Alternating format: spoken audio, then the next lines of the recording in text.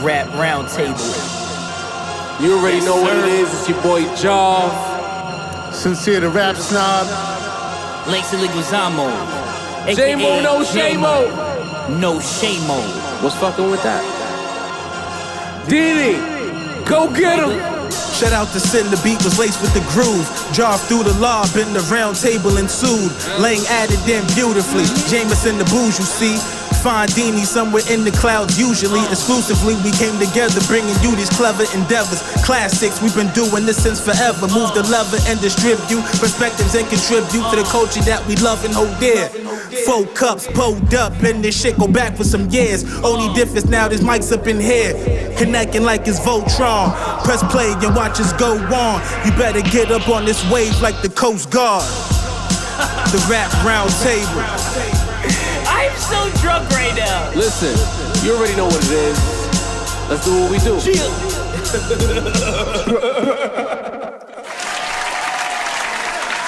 Yes, sir. Episode 14 of the Rap Roundtable. The illustrious, the glorious, the most divisive rap podcast in the game. That's as of right now. Yes, What it yes. seems like. You already know what it is. Keep them comments coming, whether good or bad. We are in the building. We appreciate it. To my left, as always, the polarizing rap snob himself, Sincere. Yes, sir. I'm in here. You already know. Langston Leguizamo, what's good, my guy? What's poppin'? The balance of the round table. Dini, what it You know is. the vibes, man. May the force be with you. Fellas, we are the upper echelon of the podcasters. We caught a lot of heat. But when it's all said and done, We are tonight's entertainment. we got a special guest just stepped in the room. Go ahead, sit down, brother. Make yourself comfortable. We getting them together. But fellas, as we here, before we're gonna talk about it later. While we get our guests ready, how did y'all feel about the reaction to that Eminem segment? Don't worry about what they said. Just how did it make you feel? You know what I mean? I love it. You love it? I love it. Yeah? Bring it on. Give us much- more. I felt like Feed us with that hate. as we've done this show, it feels like this is the most heat we've ever got. We've said some things that people disagreed with, right? Mm-hmm. But I felt like I was ducking grenades for a month straight from one segment. Yeah. One 5-minute clip. As tough. expected. You're right. Look who he was talking about. Talking about, though. you know, the GOAT himself. Like, what up, bro? You looking over here with this fucking smirk. because What's up, nigga? Well, because I like the album, but Yeah.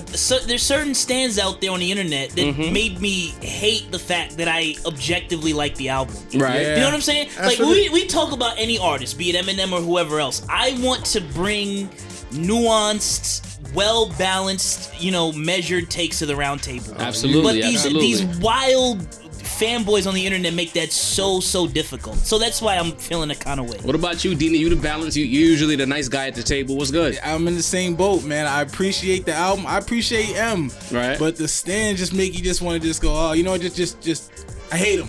Damn. And I hate that they make you feel like They that. pull you know the what I'm dark side out of Dini. They're all the same, a bunch of suburban white virgins. Listen, Wow. we're gonna get there. Wait a So minute. Lee saying? Couple of shit. brothers too, though. Ladies, well, and gentlemen, now you see what's coming a little bit later. Many segments, we're going to talk about Foreshadowing. this. But at this point, the Rap Roundtable would like to bring Brandon Isaiah finally What making up, what it in. up? Applaud this man. What's good, family? What's up, brother? What's good, bro? All right. Let me get some of that. Yeah. I want to apologize. Know the I was vibes. Yo, my dude, you right on time, like, baby. trains is crazy. Yeah, the trains is crazy, man. Yo, that L Talk train to be me. blowing my Man, fan. what? New York yo? vibes. I was waiting for the B20, and I'm sitting there. I'm like, damn, like, where the fuck is this bus at? And I was like, you know what? New York I'm just vibes, gonna walk. man. I was just gonna walk, so I ended up just walking. Cause Oh, it's cold outside though, It man. is, and the crazy thing It's is, I frigid still out didn't see here. the bus. So I was like, I had a better chance just walking, because I was Yo, waiting there. thanks so you know much what for I'm coming Walking through, in man. the I rain, appreciate bro. you I'm treading so it happy. for us, bro. Wind is blowing. You played a dangerous game. We all live in New York though. We know what it is. I guess, B. I ain't walked in the wind in that long. But that shit, I hate the wind. I got out the whip and I was tearing up within seconds, B. I hate that shit. It be like that. But my guy, man, we appreciate you for coming Thank you on. for having me. Yes, sir. We were talking about a segment that we dropped last month involving Eminem. We got shot at a lot, but we're gonna leave that for later. For right now, we wanted to, get into you. What sure. you got going on. Sure. The thing that I want to talk about, I saw you recently posted that you plan on taking a hiatus from social media pretty soon. What brought that on? Man, life is crazy, and like, you know, when you out here grinding, and I don't really I don't have a team behind me like that crazy. Right. Really, I've been putting all this work in myself. Got you. You know what I'm saying? Respect. So it's like when you out here trying to make a way, and like I really be moving, you know what I mean? And you know, just trying to deal with stability and you know, situation back home, some personal shit. It's just like I need to take that time out for me because I'm always relentlessly giving myself to others. Absolutely. Even in the music, you know what I mean? Like I leave it all in it. So it's like some way or form in my life, like I'm always emptying myself and not giving that energy back. So it's and at that point, sometimes it affects the music, right? Yeah. Well, you know, we don't need that happening. We need that music to hit 100%. Sin, you got anything for my man? Well, for starters, introduce yourself to our audience, man. Brandon Isaiah. Tell us about yourself, man. I'm originally from New York City. I moved to Atlanta when I was a kid, but I spent all my summers and holidays from like up 18 years here. So it's like I spent like 65% of my life in Georgia and like 35% here, but my entire family's from here. So the culture and all of that just never really left, you know? Yeah. So then when I turned 19, I ended up coming out here for like 5-6 months, and then I came back, ended up having a kid. But when it comes to like the music, like my grandfather was the first soul artist out of Colombia. Wow. Wow. Okay. Wow. So the music is in your bloodline, bro. My aunt was a professional choreographer back in like the golden age days. She did a lot of work for J-Lo. Wow. Yeah. So the music has always been like in my life. You know what I mean? So I don't know. I just gravitated to it. How old did you get started? How old were you when you got started? When I first got started, I probably was like 10. But I was 10, like that's when I first started writing my like rhymes. Like back then, I'm 27, so around that time, I was bumping Get Rich or Die Trying, not like talking gangster. It really wasn't like living that life. You know what I'm saying? Facts. So that gave me like the music was just like a way for me to express myself. And when I first caught on to it, was like Cassidy was like the first person that I heard. Okay. Cassidy. Okay, that's what's up. Then Ludacris. Still a bar man.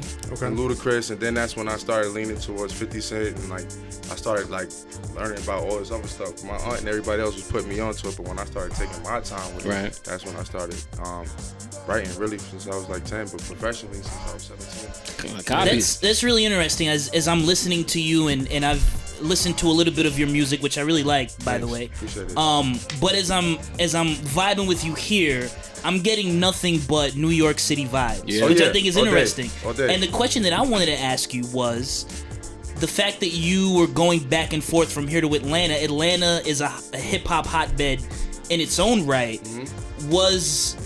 Did you immerse yourself in that Atlanta culture, and did that affect your approach to making music at all? Oh yeah, absolutely.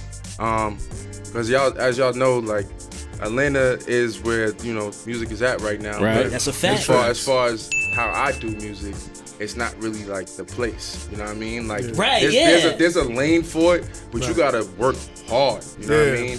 And if you're not really like banging Atlanta like that, Atlanta is not gonna really embrace you unless you got somebody that's strong behind you and be like, yo, this is my guy right here. Word. That's a big real. Yeah, you know, so it took some time for me to start getting like some notoriety out there. But that never really stopped me. And as far as like how it helped me create, you know, melody is really important. True indeed. In the South. True indeed. Guys like, you know, Outkast and even Ludacris, you know, he always was able to, you know, carry a melody, whether it be like with his voice, or was never like the singer like that, but he could stretch his voice to where, you know, he could create a melody. His inflections and like what he accents. Melody is a cultural in the South, period. Manipulate that. Smooth. One thing that I like, cause I really studied this, and 50 was like somebody I really looked up to as far as like how he just approached the music. Right. And he even too, I think it was like an interview and he was talking about how like once he got shot, they gave him like this southern twang. Right. It did. Yep. Yeah, and somebody in his camp was like, yo, you should run with that, like, cause you sound good. It's true. You know? It's true. So once I learned that, and I was like, all right, like, so this how you supposed to do a melody, you know? And so it definitely helped with creating songs as well, not just being like lyrical and every song. Yeah, facts. Nah, but you that too. Like we been paying attention. You lead with the bars. That's your main job. Absolutely. You know what I mean? But actually, on my way over here, I was listening to your last project. Yeah, man. I was bumping Word to Kendrick. Yeah, that's a dope track, man.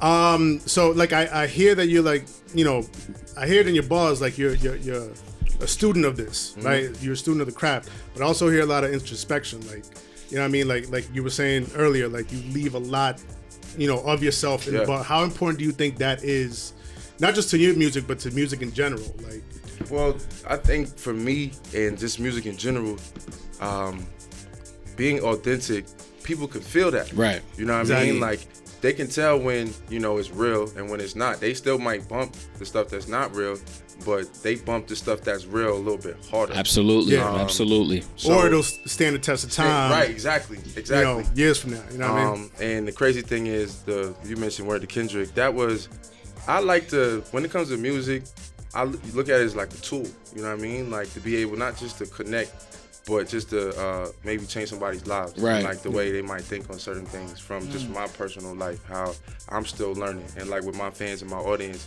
it's cool because we all grow together. You Absolutely. know what I mean? Like it's not like I'm not going through the stuff that they not going through. I'm bond. just talking about it. Yeah, it's a bond. That's why a lot of my fans really fuck with me because, you know, I'm transparent. I'm transparent on my social media. I'm transparent in my music. And they relate to that. And it's always refreshing. Thank you. Harder to find, man. I like the fact that it sounds like you real 3-dimensional about the process. Like you're not just, all right, I got this beat, let me write some bars, let me get a hook and put it out there. You're thinking about how the message is received, who's receiving it. And I think a lot of that is missing in the game right now. Don't get me wrong, I like the hollow shit too, but you know what I mean. But it's good to hear. You know what I mean. But it's good to hear someone who takes the time to make this an art form because it's not just a bag. Like music, even in rap, like it's art. You know what I mean. So if you want to paint that picture, you know, you got your canvas and you thinking about your audience. That's the key component. Like that's real refreshing for me, selfishly. But when it comes to the bars, do you find yourself looking at your competition, or do you just say these are my contemporaries? Are you trying to outbar rappers? My competition is Jay-Z. Right, like are you trying to outbar people that are already on, or are you just like, I'm just trying to be the best that I can be? Really, I'm just trying to be the best that I can be, but it's just like, if you get knocked off in the meantime, copy. Yes. So be it. Yeah, you know what I mean? Like, but I like to see, it's, you know, rap is competitive. So, of course, going into it, I'm trying to carve my name, you know what I mean? Like, so when I'm dead and gone, I got a legacy. Yeah. You know what I mean? I'm 27 years old, and I was young when Biggie came out. But to this day, like, I could go back and bump Ready to Die. Like, I was around the time with it, you know what I mean? Right. So that goes to show you the power of music. Yeah, it cuts through. I bumped the album, and I was like I'm one of those dudes, like they call me the dude that picks songs from an album. And if I really like the songs I really like, I'll predetermine how I judge the album that way. You know what I'm saying? I listen to it and I'm true. That is true. Let me build, Mo. Check me out. So I'm listening to your joint. I'm like, from the first song, from when the beat dropped, because you really don't know what to expect when you hear an artist. You know what I'm saying? Especially in 2020, you're like, it could be far left, it could be far right, it could be whatever. You know what I'm saying? I listened to it and I was like, whoa, this kid is talented. One of the things I noticed, there was no filler bars. There was no say something, delete to another bar. There you go. You know what I'm saying? There was no just dragging. Everything was sharp, precise, straight to the point, target on 100% accuracy. You know what I'm saying? I really respect that. That's really getting harder to find in hip hop today, bro. So on that alone, like, respect. It's a fact. There's a lot of paint by numbers music out there, and that shit. There's a time for that. Yeah. But it's just when you get bars, when you get rhymes, schemes, stories, like stories, like weird stories are rare now. It was beautiful, bro. Thank you, man. Facts. Thank you. When it come to this, like I knew like what I was going against. You know what I mean? But I felt like I got the hunger. And I got the talent, skill to go through it. You know what I mean? To go through the motions. And as long as I stay dedicated, true to yourself, there's nothing that's gonna stop me. You know what I mean? Like that joint that you mentioned, so crazy. So a couple months ago when I was out here, I was just like, I woke up one day and I was just like, yo, I'm just gonna do it today. You know what I mean? I was gonna have that, I'm gonna go to the record label moment and just like try to get, let somebody hear my music. Facts. For the past, like, I say 4 years, everybody was like, yo, it just take one person to hear you, bro. Like, you really up there with the people that's already on right now. You not even on like that. Like, nah, your shit is polished. You know what I'm saying? That's what I'm saying. Like, it's really sharp, bro. If I go to a label, if I go to a label right now, they're gonna be like, damn, bro, we might have just found like the next. You know what I'm saying? Right. When it comes to those top tier MCs that can, you know, maneuver between being lyrical and like creating songs that I could push on the commercial market. Absolutely. You know what I'm saying? So, but yeah, I ended up running into the security guard at Cinematic. I waited there, and I was just like, yo, like I saw him, and I tripped. I played myself. I was like, damn, like I don't know if he's gonna respect me now because I'm trying to close him, and I just tripped walking to him. But I had my little speaker, and I was like, yo, give me 5 minutes. I promise you, I'm the hottest cat you never heard of. And he looked at me. He was like, man, that's some big talk, but I know I can back it up. Absolutely. So I played a record for him, and I played Plotting in Silence.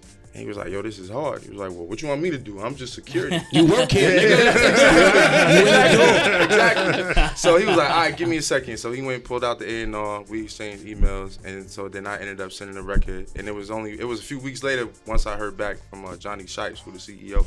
But that same day, it's crazy. That same day I was walking down the block, leaving Cinematic, I see Static Selector. And I'm like, yo, buddy. Yeah, I'm like, oh, all right, like, big guy working hard for me right now, you know what I'm saying? So I did the same approach to him. Well, first, I told him, I was like, bro, you're a legend. I study this game. Like, you've been putting in work for years, bro. Salute. Give me just 5 minutes, I promise you. And he was like, all right. I wasn't expecting that, but I was like, cool. I played him the Plotting in Silence joint. He was like, that's hard, but you got some, like, New York shit? I was like, absolutely. He was like, yo, you have something I like? Yeah. Something that resonates? Yeah, so he was like, I'm about to go pick up my daughter. I'm going to give you my email. And he was like, send me the record, and if it's hard, I'm going to put it on Shape 4-5. Beautiful. Nice. Send him the record. He was fucking with it. Next week, he world premiere my shit. Cause and I was looking at your Spotify. Your Spotify low key got some numbers low on key, it. Yeah, low key, and that's where the low key like $20,000 budget in the past few years. You know what I'm saying? Like I said, it's just me. I ain't got no investor. All of this, ain't no like it's all this stuff coming out my. Not even a manager. This is your whole operation. I just got a manager. Maybe like. So 3 that's weeks what's ago. up. Wow. 3 weeks. What's up? So you moving, bro. Yeah, but I like that because they call me a control freak, but at the same time, you It's a little bit, man. Yeah, I didn't argue. You know what I'm saying? I held that shit. It's not a family meeting. You know what I'm saying? But what I like about what it is that you're so hands-on that you are crafting this. Like this is yours. This is not some machine behind you or some person to rap like this. Get on this beat. This is 100% you. And I think that's the key component because. With the music that you're making, we talk about it all the time at the table. There's a shift happening in rap where it's like a balance is coming. Like before, we had a lot of dudes with colorful hair making like bops, but like we see guys like a Griselda coming around. Pusha T had the album of the year a couple of years back.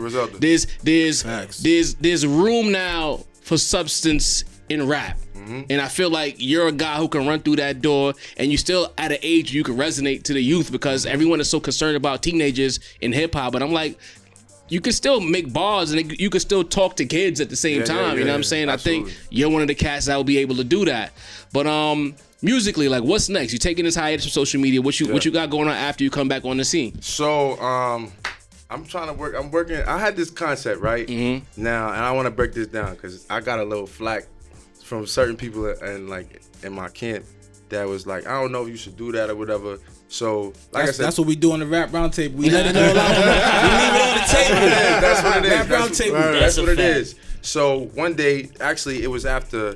I was actually gonna call my next project Brown Water. Okay. Because I felt like in this next like journey in my life, there's a lot of celebration, and I prefer brown liquor. Absolutely. You know what I mean? My man. Hey, did we get our guest a cup, by the way? Absolutely. In a second. One second. My bad. I'm with it. But then once Kobe Bryant passed, rest in peace. Yeah. I was like, I felt like, man, like who is one of the main artists that really influenced a lot in like me and helped me in my development. And to be honest with y'all, it's Drake. Okay. I come like I said, I'm 27. Right. Yeah. I've studied, and Drake. The LeBron James of hip hop. Yeah. Yeah. Drake is Drake, man. You can't escape him, man. You like can't escape him. Yeah. And that's why I always fuck with Drake, because it's like, whatever you can say, whatever you want about him. Yeah. And we do. Yeah, but you can't escape him. You can't. One you way really or another, can, man. you know what I mean? And so I just resonated well with his music, and I really thought I liked how he presented himself on tracks. Cause it's like especially when he rapping. Oh yeah. When he rapping, he's like, all right, he's letting you know like Drake is on this record right now. Yeah. You know what I'm saying?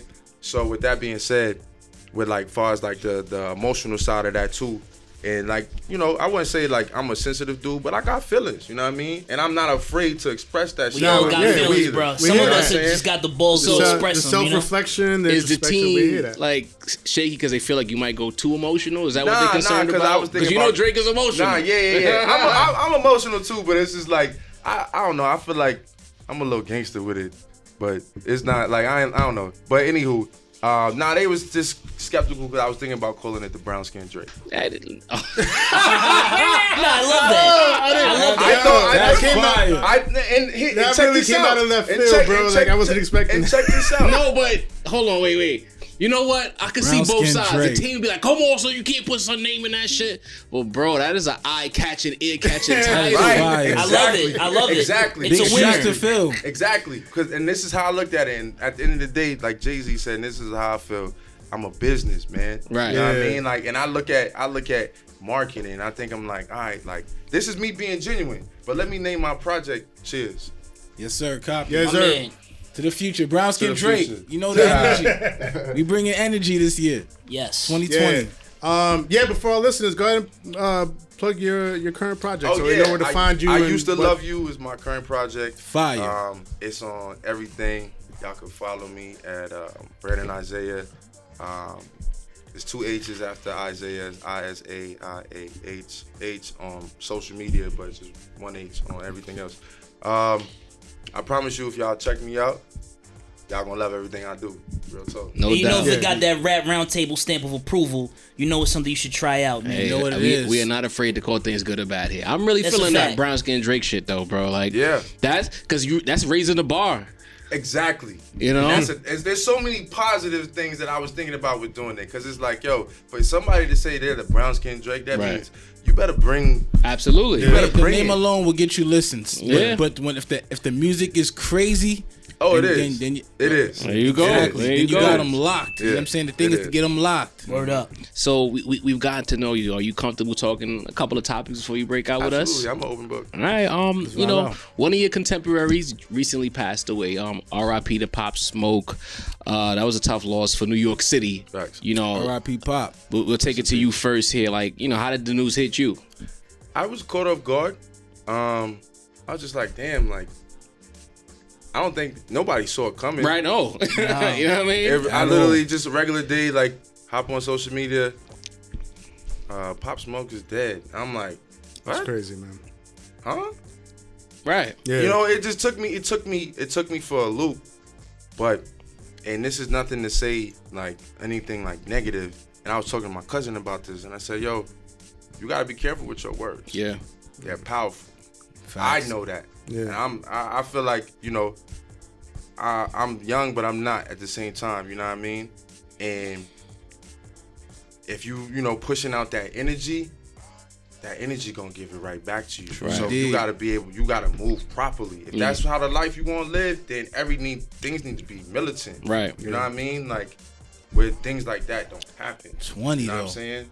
That's the only thing that I could say. Like, it's unfortunate. Absolutely. You know what I mean? But Yeah, I woke up to that, bro. Like literally text messages. I think y'all was in a group. I had text messages outside of the group, and I'm like, yo, what the hell? crazy. Like how? So young. I Yes. didn't know he was that young. I thought he was like my age Yeah, or I thought he older. was like 26, bro. He I ain't even did. really live yet. Nah, 20. nah, About to that's be crazy. a megastar. That's you know, crazy. I didn't even On his realize how way big up. he was That's until he passed away. Because I never paid attention to Pop Smoke. I'm not gonna lie. I'm not gonna, you know what I mean, front like, yeah, listen to I him. said Like, no. I knew 50. You know what I mean? And I'm like, To a this. certain extent, yeah. In a lot of ways. Maybe not as lyrical, but as far as but setting like, that tone, that vibe. Yeah, that energy. Bro, but I'm talking about the following. I did Yeah, not. I man. had no idea. Shake it. I'm You know- almost You disappointed know in he was myself. on my radar. I Don't know, even look I at know, me. I know. He was But on- you he was on my got radar, a but- teenager, bro. You probably heard get Pop. a youth the energy, man.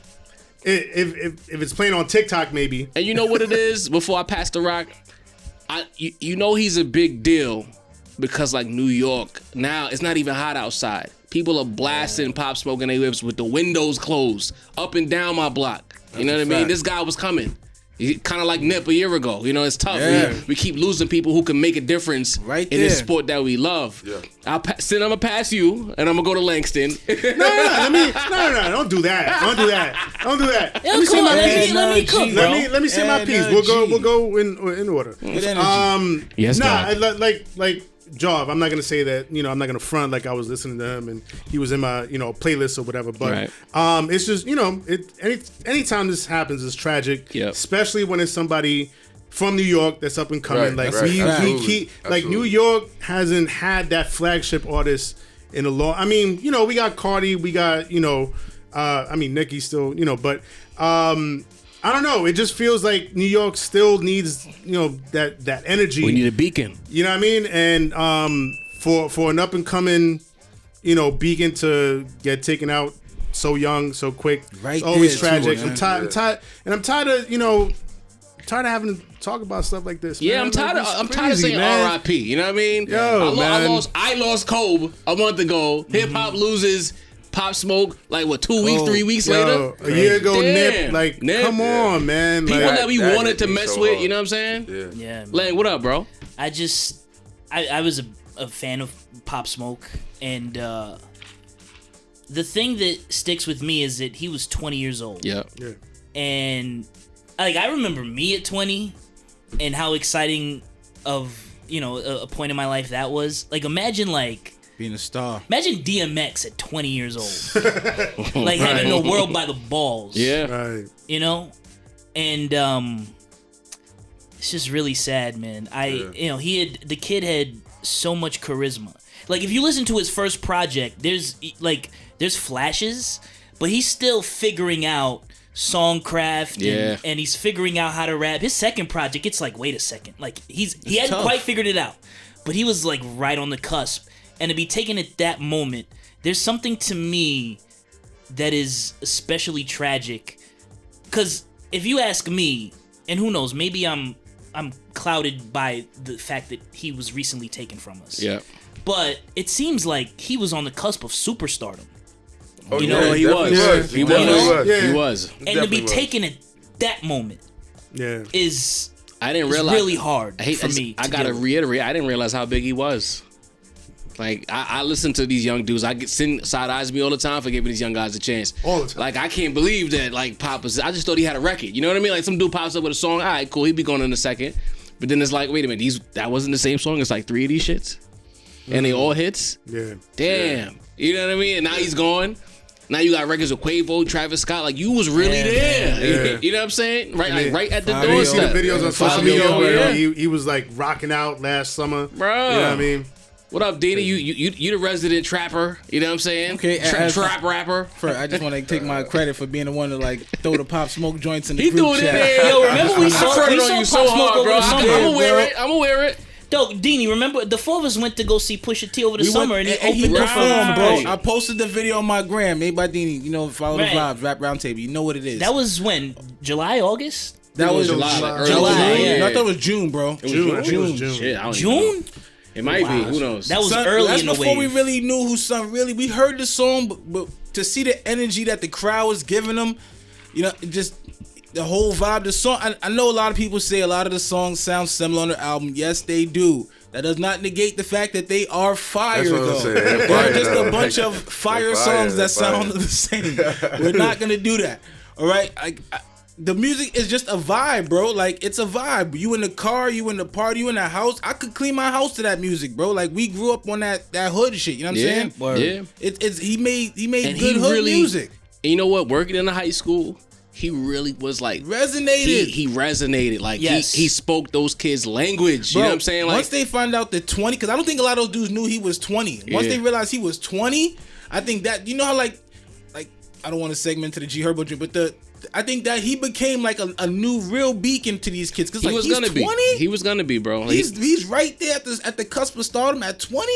We got a chance. He sounded like them. He looked like them. Facts. He lived the same life as them. Fellas, let's Trapping. drink the Pop Smoke, man. Salute to Pop Pop, bro. Smoke. Rest in peace to the young god. I won't man. spill Let it. the I won't cups spill it. I touch. won't We spill won't it. forget God. you, brother. Rest easy. You know the vibes. You already know what it is. R.I.P. Let's veer away and let's get into some hip hop. Game made a comment as far as saying that the internet kind of gasses people into saying that whack songs are good. You know what I mean? That's a fact. Dina, you've been cooking, man. I'm gonna pass that back to you. Be like, how you felt about that take? Is that an accurate take, or is that an angry rapper who makes good music take? It's crazy because I actually got into that right after I heard your album. Word. And I thought to myself, he is telling the absolute truth. And when I heard your music, I said to myself, like, the game needs more of this. The game needs more of people rapping because they actually are good at rapping. More Isaiah than just, Rashad. Brandon Isaiah, excuse me. Jesus Christ. That's okay. Jesus Christ. He signed a TDE. I'll take it. You feel Put the me? cup down, and he picks it back up. And I just remember listening to it like, the game needs more of this. And it just... I dig it, bro. The game needs more of that, bro. It sounded salty to me, bro. I'm not gonna hold you. But did it? It kind of did. Super How? salty. If it's true though, how does it sound salty? You just dropped the album. You might not have hit the number you wanted. But And then there's other dudes with rainbow colored hair out here moving units. we're fighting dudes in the group chat talking about the album's fire though. Listen. I'm just telling you what it sounds like. I ain't saying what it is. You know what I mean? You dig? Hey, look. Shout out to the game. But there's a point to that though. It's funny that I actually agree with the game. I know how I feel about the game. Exactly. You know what I'm saying? I agree. It's a lot of fuckery out here. Classic, you know what I'm saying? man. So I feel like Game texted you before he said that shit. Y'all angry ass niggas. We've talked about this extensively here. Yeah. Like there's there's no quality control on the internet. No. There's no No. gatekeepers on the internet. So it's like, on a certain level, it's like it gives everybody this democratized platform for everybody to put their stuff out there, and whatever resonates. And that's a good thing. Yeah, in theory, it's a good thing. In practice, it's a good thing too. In practice, a lot of stuff just becomes like, Mediocre? Well, not just mediocre, but like, as long as like it's catchy and memeable, and you could see, and it might go viral. Like if it's trash and it goes viral, that's a win. You know what I mean? But it's still trash. It's still not. If you're not Trash to who, Sin? Trash to no, you? I'm just trash to the game. That's who Trash to him. Yeah, exactly. Yeah, but who died and gave him the keys to the kingdom? Like, who the fuck cares about his opinion? I mean, he About has the game? say what you want, but he has been a staple in the game for 15 years. And you know what? And we was talking about this in the And last I be cooking episode. He has at least one classic, possibly two. Let's not go back into that. But We're not doing Let's talk about it. well, and God bless him. I don't like it when people explain away my taste in music. Like, you know what? The fact that they like this means they must be on some inferior level intellectually. So let me explain nobody said that. That is exactly what he said. No. The internet is brainwashing people to like kinda did music say that, that's though. not good, and that's bullshit. Did say that. People just don't. No. But he didn't speak on anybody's intellectual prowess. Like that's not. Well, how would you interpret what he said? And just that people Yo, like Sid, get trashy. the fuck out of here, bro. You You can't because he agrees with you. No, nigga. at no point in that statement did it say anything about Hold on, anybody's You had a intellectual Bible in your hand prowess. when you saw that. pull up It's- his tweet. It's just like You said preach. The regular shit people over here, bro. Nah, it's cool. people tend to like lowbrow stuff. You're so condescending. No. People tend to like lowbrow content. You jabbed that at us last fuck are time you about that. talking Remember about? for liking That's exactly what the game Yo, is talking about. I got his tweet Go ahead, queued up. go Y'all ahead. ready? The internet forces you to listen to whack ass music. It's so much of it. You're brainwashed to thinking the shit actually sound like some. So these people are drones with no opinion. That's what you're saying? That's what you're saying, Sam? People are There's dumb. a lot of drones. That's the There's a lot of drones out there, That's the bro. same catch line. I'll be clear. But I'll be clear though. There are a lot of very intelligent drones out there. Oh. There's intelligent drones. You're still a Sending drone. compliments by sincere to It's Ryan. kind of backhanded.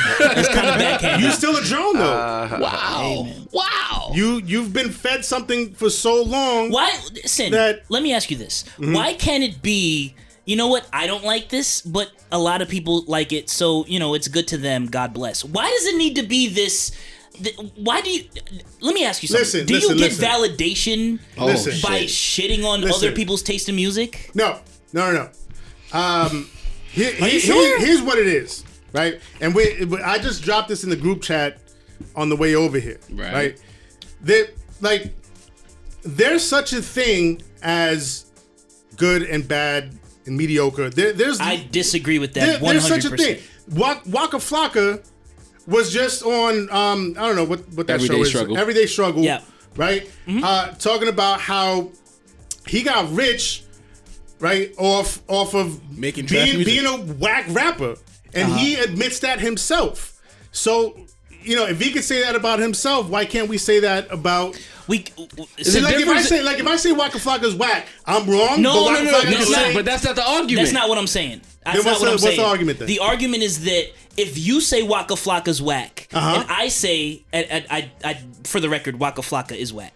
But if I say Waka Flocka, you just went against your whole argument. But listen, you just went against your own argument. All right, kind of. If you say an artist is whack, and I say that an artist is not whack, then that makes him a drone because he thinks he's not whack. Maybe you and I just disagree. It doesn't have to be that I have a less sophisticated ear. You know what I'm saying? That's what I'm saying. I'm not saying that that's the case 100% of the time, but by and large, people just tend to like stuff that is not like the best art that's out there. I'm trying to be as democratic as possible. But that's the whole thing. Who's to say that that's not the best art? What if everyone likes something? Here come the fucking liberal at the table. What's to say? What's to say? The balance of the force, my brother. Right, come on. But here's my thing. Why are you arguing with me when you agree with the game? Nah, because he's a contrarian. It's a level of assault coming from you that's not even prevalent with the game, bro. Like, you shitting right now, B. I'm not. I'm really not. A little bit. Yeah, you are. Right. There's a rapper at the table, though. No, I understand. How do you feel about Gabe's take about like the internet convincing fans that bad rap is good rap? To a certain extent, I see where you're coming from. Okay. I feel like I'm a part of that culture. Okay. And like what I see on my timeline and like the blogs and stuff that I follow. But at the same time, they're only posting what's being fed to them. True. You know what I mean? So who's really at fault? That's how I look at it. Like, who's really at fault here? Who's putting now we going somewhere. Who's putting the whack rappers in a place to where they're getting promoted? True. But you talked about that at this table a lot. Like, I blame the gatekeepers at these labels for putting out this bullshit. You know what I mean? I won't ask you to agree or disagree because you got to work with these people one day. But at the same time, it's like I don't blame the whack rappers for being whack, but they shouldn't have a platform to make this money and be famous on bullshit. You know what I mean? Like, I got an issue with that, Dini. And on top of that, if Game really feel like that, tune into the Rap Roundtable. Tune into Brandon Isaiah. You know what I'm saying? If you feel like that, then get some dudes who do got the skill, who do got the talent, who do got the craft into the game. Instead of just nagging and complaining how everybody's whack, find people who are good and put them in. You know what I'm saying? Isn't it kind of a sucker move? Oh my God. What's a sucker move? For Game to like cry about, it seems to me like he's upset that he's not getting enough recognition. Okay. And so he's like, well, I'm gonna blame the internet. It can't be like maybe I'm washed. Like maybe people don't want to hear about me. That's possible. Maybe it has to be these algorithms and such. But my whole thing, the way I stand is he telling the truth though? No, he's not. He's salty. That's my opinion. Salt? No, I mean there's definitely some to these algorithms, like picking up on anything that's trendy, memeable, the possibility of going viral. You know what I mean? Game don't make that type of music. We love to turn up stuff as much as possible. No, let's just call a spade a spade. The more dumbed down the things are, the faster they'll spread on the internet. All right. That is true. You were about to make a point. I was gonna say, maybe, I don't know, just like playing devil's advocate, maybe he's feeling that way because there's not enough music that he's listening to for him to be inspired. True. You know what I mean? True. So it could, like, maybe he's like, he feels that way because he's like, man, he wants to get inspired and all the music that he's getting fed or whatever is not the music he likes. He listening to dudes named Lil this and Lil that, You know what I'm saying? Lil Like- table, Lil microphone, and That's all what's these being little. promoted. Yo, y'all arguing with me, but at the end of the day, most of the table, other than Lane, arguing with Lane the is take. the only one that I know I'm arguing with the absolutely take. does not agree with my Yes, take. you know where I It's- stand. But y'all, I feel like you more gotta. so, like 75% agree with me, but y'all want to argue. Nah, with me. because I persuaded them. get out of here, No, man. we not. I speak for Jarv when I say this No, too. we not. In the sake of we love the turn up trappy stuff as much as No, but- anybody else does, but we do acknowledge that there is a deficit in the skill of the game. We arguing with your condescending ass. Yeah. We ain't arguing with the take, nigga. My condescending ass is right. Oh, sin. Like All right, everybody got their place. Quentin Miller recently was on Twitter. He dropped a video talking about, Bravo. you know, it's been 5 years since, what is it? If you're reading this, it's probably too late. And the fact, his role in that project and what happened in the aftermath of that project. You know, I'll about lead off here. I dug what he was trying to do, right? You kind of came out on the losing end of the spectrum. Did he see Meek and Drake running around being friends again, making hot records? You know what I mean? It would make me sick. But at the same time, you know what I mean? Word, Mo. But when it's all said and done, I didn't like the pandering at the end. You know, like he went from talking about it wasn't the best situation for him. I think he called Meek Mandela and all of these things. That was trash. Yeah, and it's just like, bro, like you in a wheelchair, fam. Like you can't, don't talk crazy. You still in Philly, you in a wheelchair. They'll just throw you out your chair. I'm about to knock my drink over. But it's like, at the end of the day, it's like, don't pander, bro. You're a creative. I gotta get the next one on this. You were part of a damn near classic project. You telling me you can't do it again? You can't sell references to other people? You like, what's going on? Did he get blackballed? Did he talk to me? That's exactly what I'm thinking. I'm thinking yo, bro. To be honest, it's sad to just watch that video, bro. It's really hard. It hurt. He's at the bus stop, bro. Damn. You know what I'm saying? Quentin Miller, when he did that video, he was at a bus stop, fam. Yeah. It's really sad, and it just goes to show you how much power that these artists really have. I mean, it don't take much to blackball a Quentin Miller. I mean, True. Like he was saying, he's out of all the people who are part of that project, he's the only one. Even though he was so monumental in the project, that he's the only one that didn't walk away feeling like, yo, I was a part of that. Like, you know what I'm saying? He can't Part of even history. embrace it. I wouldn't be surprised if there's like a non-disclosure agreement saying that you can't say nothing about the job. I won't be surprised because he never talks about the intricate details of that deal. You don't have to talk. The references are all over the internet. There you go. Yeah. And then I'm saying he got spanked by Meek, supposedly by Meek's team. like Dream Chasers beat him up. So to get spanked by the dude, and mind you, you spanked me, and now you running around talking about, yo, let's keep everything safe. So you got to understand what he's talking about when he says the prison reform. I mean, if we're looking at it from, you're talking about prison reform, but you're out here jumping people. You know what I'm saying? It looks crazy, That was bro. pre-jail, bro. Wow. Pre-jail Meek.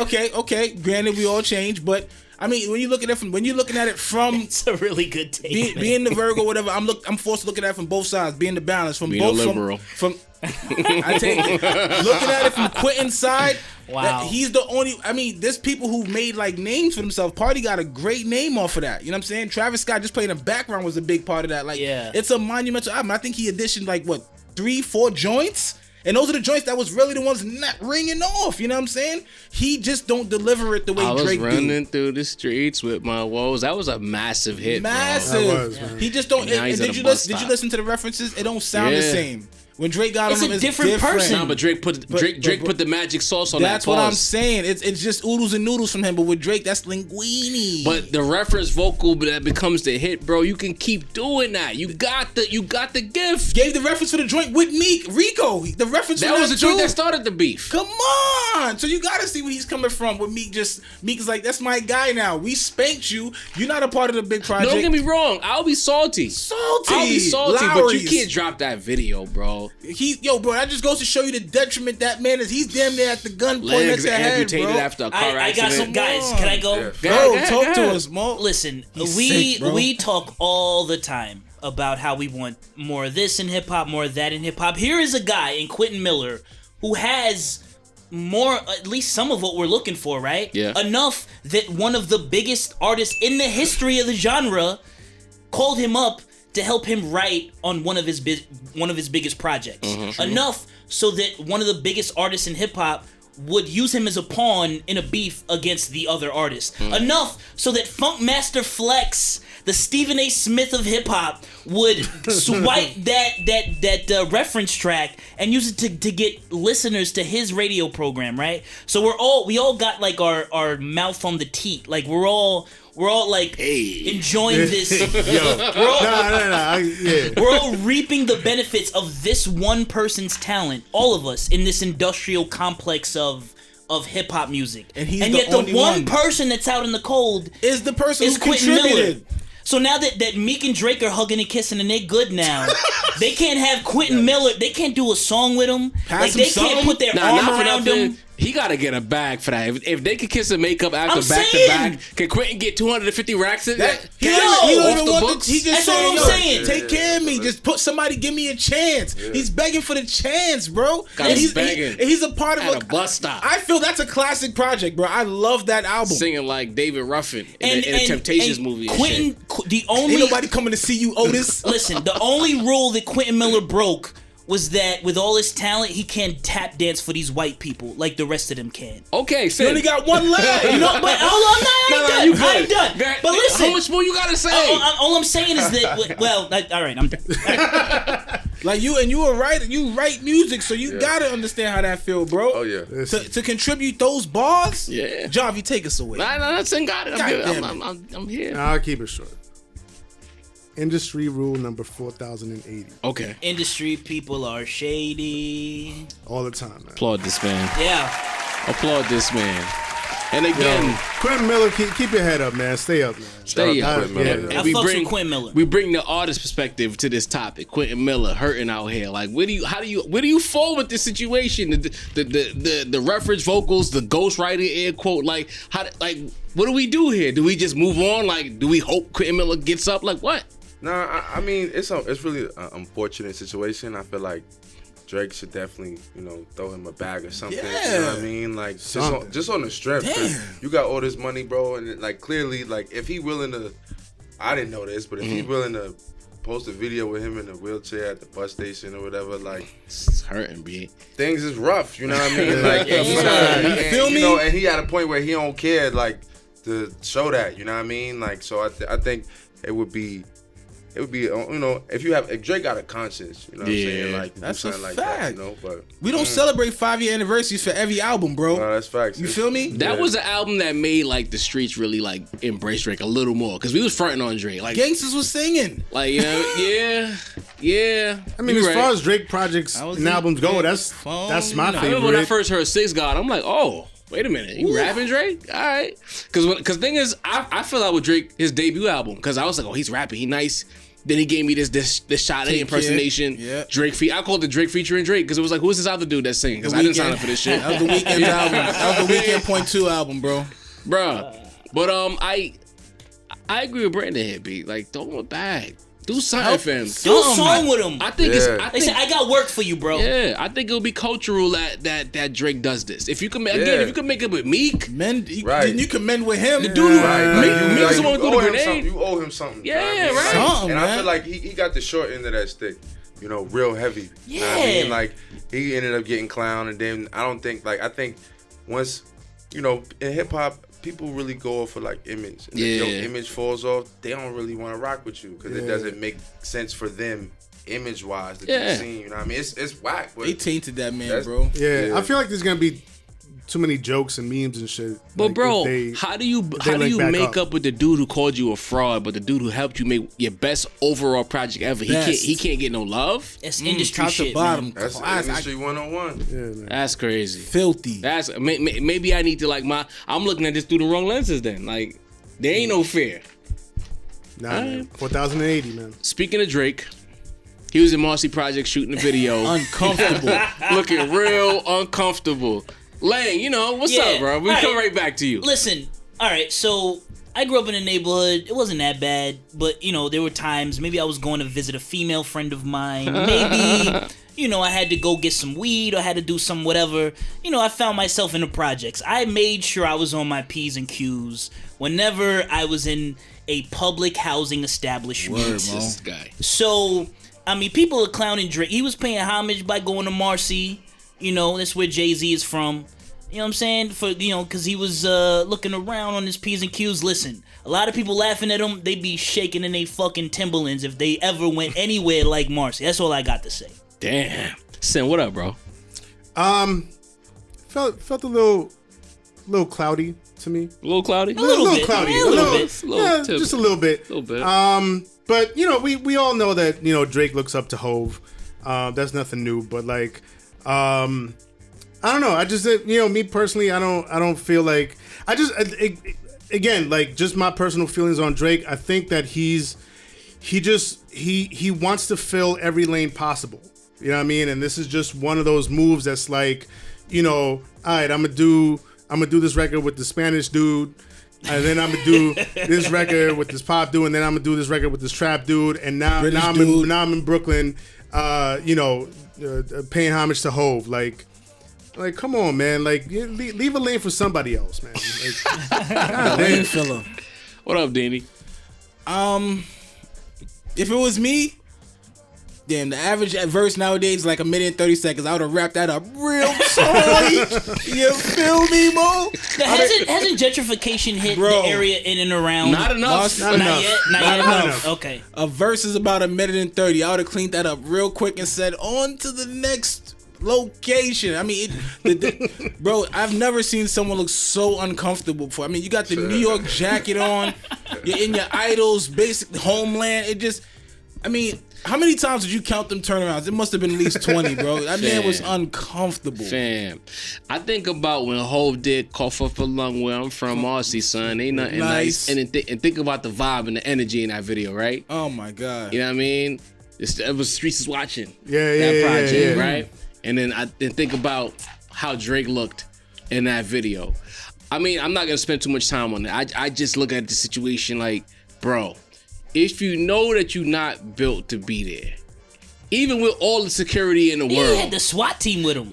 And you was sitting there looking like, you know when you're in the neighborhood and you feel like somebody about to rob you or some shit, and you just looking back. I know you got the Goonies with you. Hey, he was damn near doing the lean back. On here? You know what I'm saying? Like, I'm trying to catch me lacking. And that's the thing. Like, that's why are you always there? bothered me about Drake. Like, there's certain times where like he will act like he's built like that, and then like, listen, at some point the mask just comes off, and he's not really built like that, bro. You got peed on, bro. We know. Everybody knows. You know what I'm saying? You didn't. Secrets out.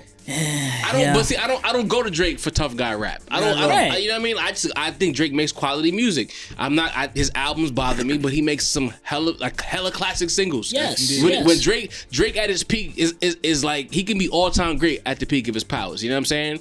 But I just feel like, stop doing stuff to make us laugh at you. That's all. Like, I ain't asking too much. Don't we respect the fact that he paid homage by going to Marcy? No green screen. We don't need Drake to pay homage to Jay. We don't need it. What's the point of going there if you're gonna look like that though? Facts. Yeah. Because you don't look like you really paying homage. You look like a tourist, bro. Facts. If you was paying homage, you would feel comfortable. Y'all remember that little white girl that went and like did the whole like Harlem Shake thing? Did he bring her there to do the Harlem Shake again? I feel like I seen a video with that shit. Is she from Brooklyn though? That's what it felt like. She's from Germany, bro. Oh, she's not even No, she's German. Oh wow, she had one in Harlem too. She got 2 videos. She got a Harlem and a Brooklyn joint. Of course she does. Appropriation, my friend. Gentrifiers do, man. You know, like, I know you look at Drake as someone, who's again at the top of the game right now, right? Yeah, but I mean, just for the comedy aspect of it, did you see the video? Yeah, I saw it. Wasn't it a little funny seeing him look? It did look a little skeptical. I was laughing with my homie. I was looking at him, I was like, bro, he looked like he's not comfortable there. Right. Like, why you out there if you're not comfortable? And I couldn't understand, like, bro, you got all this security, I'm sure, like, why were you still not comfortable? There's no ghettos in Canada? Like, when you had to go to Boston? Come on now. But that is something that I've noticed, like, I rock with Drake and I always respect Drake, but I think, like, we know he's not really a tough guy, right? You know what I'm saying? So yeah, not like not and then like he does this whole thing, like his facial expression, he furrows his brow, like oh, I'm so unbothered, but at the end of the day, you mad bothered, bro. But light skinned dudes like making faces, bro. That's what they do. Would you still want to see that clip in a video though? That song better be fire. Yeah, we still haven't heard the song. Right. That's a missing piece. If he's in a video front, I don't know. B.i.g from Rap Radar was talking about that. It's like some monumental song that he's put. It's gotta be. Yeah, it's supposed to be monumental. He better be rapping. If you want some singing bullshit, I'm gonna be upset. Yo, imagine if that shit is like the hottest shit of 2020. Standing in Marcy. Knowing Drake, that's just like, You out for that, bro? Yeah. You know that nigga Drake loves singing, B. All right, we're gonna stay in Marcy, but we're gonna go to the guy who made Marcy what it is today. You know, a name that people across the world know the projects, even if they never visited. Shout out to Drake. Okay. Jay Electronica and Jay-Z reportedly have a project together coming out. You know, Yes, sir. I had a feeling that Jay was working on something. I think I mentioned this. I thought he would have dropped last year, but apparently it's coming. Jay Electronica's had an album coming out for about 10 years now. 10 years, bro. Solid decade. And this is not the Exhibit album. A and C. This is That not we were the, supposed to no, know. absolutely not. We'll never get that different. album. We're never gonna get that. You know what I'm saying? That's the same place where Detox. Detox is at. This time we'll have you back lead off. You know, as a person who loves hip hop, you know, obviously you do. Yeah. What's the excitement level hearing that Jay and Jay Electronica are coming together to do something Watch the Throne-ish? I'm looking forward to it. I love to see how Jay's able just to stand the test of time. Right. And it's like Jay Electronica, I want to call him a wizard because it's just, you know, he pops up. Yep. And when he pops up, it's like, And everybody pays attention. yeah, you know, like, and then he'll just like except for Lang. fall back again, you know. But I'm coming. between the two of them, I think they're gonna come out with something really fire. Okay. Sin, what up? Woo! Oh my god. Oh I'm excited. Yo, Oh, if no. we actually get a Jay Electronica, I don't even care. I don't care how many other motherfuckers he's gonna have on the project. If we get a Jay Electronica project in 2020, it might be the best year since like 98. 98. 98 was a good year, bro. 98 was a fire year, bro. But Jay, I don't know, man. Jay, like, look, You know this is recorded, right? I understand that. I understand no. that. There are receipts printing And right we now. talk, like I feel like back in like episode 3 or something, like we talked about Jay Electronica and how like I still get excited when I hear Jay Electronica is gonna come out with something new because he like Brandon said, like he's a wizard, bro. Like he just verbally the wordsmith wizard, right? Yeah. You, on the other hand, You was being like, Langston. you Lang, don't care at all. You was on record saying I'm waiting my turn. Jay Electronica, I don't care. I don't give a fuck about Jay Electronica. I think those were your exact words. I'm waiting my turn. Is that true? Jarv, can I go? Go ahead. Lang. Listen. First of all, Kendrick Lamar ended that. First of all, And Kendrick Lamar ended that boy's career. Okay, What? we was waiting. what are you talking about? The Heart Part 4. Listen to it. Oh my god. Or even on King Kunta, he mentioned him subliminally. Touched him. I get it. Like the cat is he's got talent. He was nice. He's got Right. talent, But his his time came and went. He let the hype slip. And now, I mean, nobody's really checking for him. And the only reason, listen. The only reason, and again, he's got talent, but the only reason we're talking about him is because Hove is involved. That's not true. We were Joe, That's we were not still true. talking about it, but That's the not true. whole thing we did. That's hype not it super true. late. Joe, am I bugging? You bugging.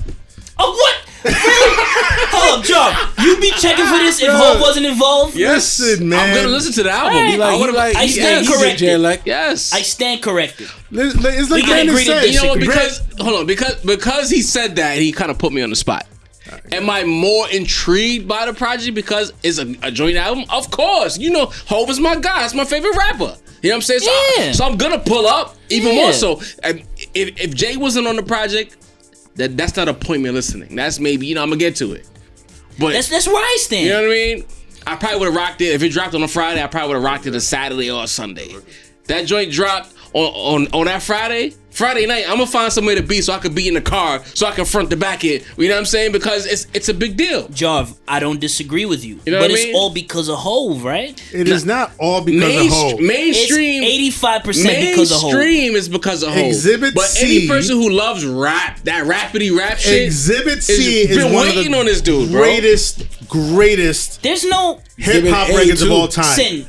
All time. Sin. There's no Jay Electronica fatigue after 10 years of nothing. Fatigue would insinuate that we've gotten way too You much know of what's him. funny, Sin? We've been anticipating this for Bro, 10 years. I got some shit. What? He popping all of this shit, right? But as soon as the album drops, he's gonna come to the next episode and be like, "This is the best album of the year. This is the greatest album since the last album I said was the greatest album." 14 months. You know, listen, 14 months. Nigga. I don't let the hype influence my takes on albums. You understand the best album, the wordplay, the verbiage. I said, you let that 2 Chainz hype get to your head. You let that 2 Chainz hype get all the way to your head. That was a good album. No, it wasn't. Stop it. It was all right. It was. Yo, can I ask? What the fuck are you talking about? Brandon, did you like Rapper Go to the League? That was a good album, right? You don't have to answer that.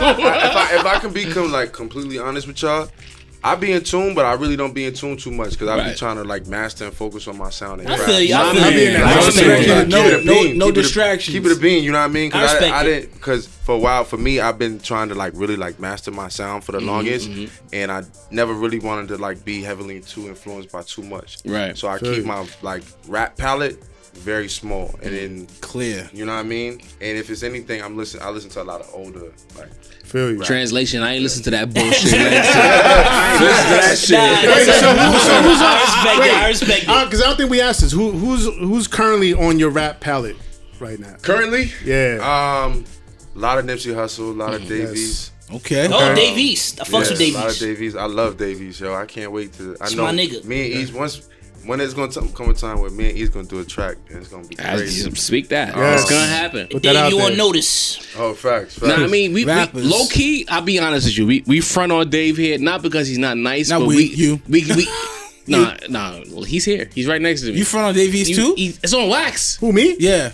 It's on wax. Yeah, look, I mean, in the sense that it was me and you that was fended. Yeah, it's not because he's in the not sense that nice. we just want him to take that next step. Yeah, we just see the potential. We just trying to figure. We want him to figure out who he wants to be musically. I agree. You know what I'm saying? I definitely agree. Because I felt like the project he did with Styles P was so fire, and it was a vibe and a sound on that project that I feel like he should lean into. Joe, I'm sorry. Did you like his last album, Davies' last album? Not so much. That was a lot of what I got. Joints. I thought it was good.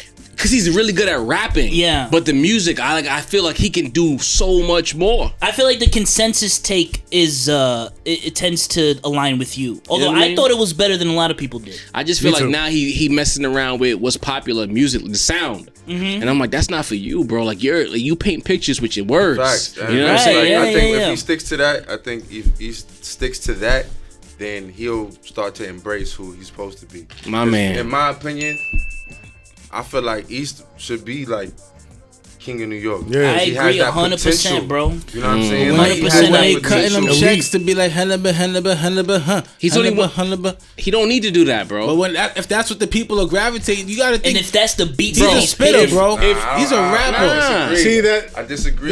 Zelda got signed. They signed a rock. You took the words right out of my mouth, bro. Yo, but my nigga, they got a dude making beats for them that fit their style. You know what I'm saying? That's it. So he just gotta he gotta find that sound. That sound. He gotta find where that's it. It sounds good and people will bump to that. You know what I mean? And it's not taken away from him. I feel like it is hard to navigate though, especially with. I think that's where the divide becomes so crystal clear. Like an artist like Dave East trying to do some we're not gonna accept that from him, right? But that's what's cutting the checks. Well, what I'm saying is what I'm saying in the past. I agree, but in the past when you had an artist from one generation collaborating with an artist from another generation, they were still from the same school. You know what I mean? Yeah. There's two completely different schools now, so it's if you're trying to get as big of an audience as you can, you're gonna try to cater to that new school. The people want, yeah. Hey, I think that East needs to. The person who's producing Jim Jones's album, well, whoever that person is. Oh, that's the Heatmakers, yeah. Heatmakers, Mel Matrix, all those dudes, get with those guys. Yeah. Mm-hmm. Yeah. And figure some shit out. We'd definitely be with it. You think the youth will be with it, though? Yeah, they would. I take it personal. Again, it's funny that you mentioned that. I was at work on Tuesday, and there's a kid probably like 17 years old. And he swears by Dave East. He loves what he does. There's a shift coming. Yeah, you know what I mean. There's definitely a shift. He's a rapper of today. Dave East looks like them as far as how he carries himself, the hair, the appearance, the fashion, the face tattoos, the face tats. He checks every box, even for us who like the substantive rap lyrics. Right, he does that too. He's still a new rap nigga. It's just a matter of finding that sound. I'm not saying he needs to do samples, but he needs something that fits because he has such a unique voice. Love his first album. You know what I mean? Sometimes people forget that the voice is an instrument. You know what I'm saying? And he has such a unique voice that it's difficult to build beats around him. I'm like, you can't go too high because his voice has a certain situation. You don't want to go too low because you don't want to bore people. So it's like, who's going to be that producer that finds that sound for Dave East that makes that shit hit? I think the Heatmakers, I think Mel Matrix, all these other guys who work with Jim Jones, they right uptown, I guess. Yeah. You know what I'm saying? Like, maybe that could work. We need this music, Dave East. We don't need trap Dave East. I think Dave East is too nice for trap. I agree 100%. I'm cool on trap. I'll listen to trap Dave East, but and it's nothing against trap. It's Dave East, holla at Brandon Isaiah. That's not his bag. Yeah. So before we let you go, Brandon, one more time, let the people know where they can find you, what you got going on, the brown skin Drake, all of that. Nah, y'all can find me on Instagram, Brandon Isaiah. Twitter, I don't really use that much. Spotify, I'm on everything. Yes, sir. The whole 9. I got 5 projects out. Yep. Yeah, 5. You know what I mean? Like I got a catalog. So I would start with I Used to Love You and then backtrack. Okay. I Used to Love You. That vibe. The Shoe Fist and Raw and Cut. And then the other 2 is like when I was like really trying to develop my sound and my style. But there's still some dope stuff on there. Like I got mad records from when I was 22 that I could play right now and it'd be fire.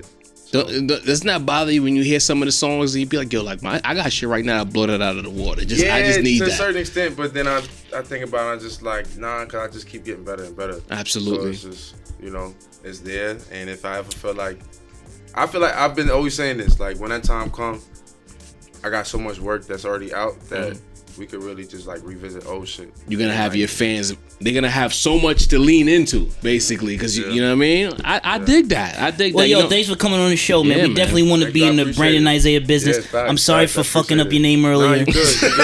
They call me. Listen, they call me J-Mo no Shamo. Nah, it's because I be wilding when I got the J-Mo and the thirsty in me. So. Degenerate. Yeah, it's fitting. I wanted to be here, you know what I mean? Absolutely. Thanks for having me. Thanks for we appreciate you, bro. You got to come back, bro. Like we like the vibe you brought to the table. You blended right in, you know what I mean? Word up. And we love the music, you know? Thanks. Keep attacking. It's dope, fam. You know what I'm saying? Keep doing that shit, bro. For sure. You know what I mean? Round of applause. Brandon Isaiah, ladies and gentlemen. Brandon Isaiah. Follow that man. Thank you. For real. Thank you. Beautiful vibes. Yeah, it's still live. Yeah, we still going. We probably go into our final segment in a second, you know what I mean? But fellas, this is where it gets a little bit interesting, right? I had a little argument on social media yesterday where G-Herbo made a comment saying that Juice WRLD passing is equal to Biggie passing as far as the impact goes in hip-hop. I disagree with that 110%, right? I got called an old head who doesn't appreciate youth culture. That's nonsense. I love the youth. You know what I mean? But how does that make y'all feel? I disagree off the rip. I don't think Juice WRLD, not forget the music quality, just who he was and where he was at when he passed. R.I.P. of course. Yeah. I just don't think that he was of that ilk. I'm coming to you sincere. I'm coming to you sincere. You know what I'm saying? I just don't think that he was at that level of adulation to be considered a big of his time. Sincere the rap style. Go ahead. No. Okay. Fuck out of here. Get the fuck out of here. That's what I say to that. And hit him with what the fuck are you talking about for good measure? What the fuck are you talking about? Exactly. Wow. That's aggressive. But I need that. Facts. That comes in so handy, bro. So that's handy. A fact, but I have another gripe with this, and that's that, like, because we have these discussions here all the time. We do. And the youth culture, the new generation is always like, yo, stop comparing us to the old generation. Yo, we doing our own thing. Like, Stop being an old head hater. But then they also say this dumb shit. Like, if we can't have it both ways. Either you want us to compare you to the old generation, or you don't, right? But if you don't want us to compare you to the old generation, you want to have your own wave, you do your own thing, cool, right? Then don't compare nobody to Biggie. Biggie's Biggie. That's it, man. So just for the record, Juice WRLD's impact wasn't on the level of Big. Okay. No. But even that aside, it's just the point of you make up your mind. Are you gonna be compared to the old generation, or are you not? You can't just do it when you feel like it, but then when we do it, it's like, no, what, you be an old head hater. No, get the fuck out of here, man. Wow. Langston. Yeah, I've really got to take a piss. But you're gonna hold that shit. You're gonna hold it. I'm gonna hold it. So when I heard G-Herbo say that, my initial reaction was one of befuddlement, confusion. Befuddlement. I haven't heard that one in a minute. What the fuck did he say? It didn't make. What the fuck are you talking about? Was it that? It was that. What the fuck are you talking about, man? It didn't make sense to me. But then I thought about it more, and shit! It sounded to me like a young guy, a young artist saying, "Listen, we want make the excuse, Lang. Go ahead. You thought about it too hard, bro. You should just stay with your. All right, well here comes the excuse. Here comes the bullshit. We as the younger contingent of the culture, we are trying to communicate with the older contingent how this made us feel. Mm-hmm. And this is the best way that I know how in this moment. Now, look, Biggie was a moment. Is it? I don't think it's a perfect comparison, but I do think that it's an honest way of him trying to relate to the older generation. Get this man off the stage, bro. Boo this man. I'm sorry. Stop I tried my best. I already know I'm cutting up this. Stop it, Mo. Do you really think we're gonna be listening to Juice WRLD? You think the kids gonna be listening to Juice WRLD in 20 years? Like, yo, Juice WRLD was a top 5 at whatever he claims he does. You know what I'm saying? Like, I don't know how many kids that listen to that dude can name 5 Juice WRLD songs. All I can think of is Lucid Dreams, bro. That's the only song I know. As far as his career was very short, bro. Like, to say he's gonna be remembered with 20 years later, we still consider these dudes in the top 3 greatest MCs to touch my. I do as far as pop. When you look at the impact, when you look at what he did, it's undeniable. Juice WRLD, Mo. Juice WRLD, Mo. Big. What, like, back then it was Big. It was Nas. It was Hove. Pac. It was. You gotta be fair. Pac. It was Pac. In terms of groups, Wu-Tang. Outkast, whatever, right? If we fast forward 20 years, now it's Kendrick, Drake, Cole, Drake. In terms of groups, the Migos, right? That would be a, like, you know, and that's what I said to comparison son in the comments. I'm like, bro, like to say, oh, the kids cried. Like, first of all, I'm not even trying to shit on the kids, but no, but you're gonna. To be clear, I'm not. But it's like, these kids are a lot more emotionally fragile than we were. Yeah. We grew up in a time where, like, we wasn't crying about stuff like that. Like you know what I mean? We thugged it out. We put our head down. We grinded. You feel what I'm saying? Like Pop Smoke passed away. I'm sure they cried for Pop. If knock on wood, if anyone else passed away, I'm sure that they will cry for whoever. Mm-hmm. You know what I mean? Because, you know, they're not outside as much. You feel what I'm saying? Like, when kids. we gravitated towards each other when we were younger. Like, these kids are on the internet, and they gravitate towards these personalities who they see, and it becomes real to them. You feel what I'm saying? So of course they cried. So to say that because they cried and they had a connection, that means that was the Biggie of their generation. I'm not saying that these young dudes don't have connections musically. What I'm saying is you're taking away from what Big did. Maybe he just doesn't understand Big's impact. Big was 3 times platinum the first time out. 10 times when he passed with the second album. 20 years still regarded as one of the greatest MCs to touch a mic, and flow is still as far as you mentioned, flow. As far as the template for an East Coast rapper, Big's flow is the blueprint. It really is, bro. Juice WRLD's not the blueprint of anything. That's what I'm saying. You know what I'm saying? In 20 years, we're gonna say Juice WRLD was a top 5 artist in doing what? You know what I'm saying? And I agree. R.I.P. to Juice WRLD. We not trying to shit. We just trying to say that if you gotta take in account the person you're comparing him to's resume. Yeah. Before you make that comment. He wasn't there for that G-Herbo though. G-Herbo's what, like 25 now? Right. Herbo don't even understand. He said he was there, but I'm like, you wasn't there. You wouldn't have made that statement. You were a toddler, bro. Like you weren't there. You know what I'm saying? And by the time you started listening to music, we were already on the trappy, grindy. You know what I'm saying? If anything, Herbo is selling himself short because Herbo is real important to current rap. Yeah. Like all these young dudes coming up, they listen to Herbo. They emulate Herbo. You know what I'm saying? Underselling big crazy though. Big time. Brandon Isaiah decided to stick around. We said bye, but he's still here. How do you feel about this? I'm gonna finish my Drake first. It's a beautiful energy. But I don't know. I mean, I think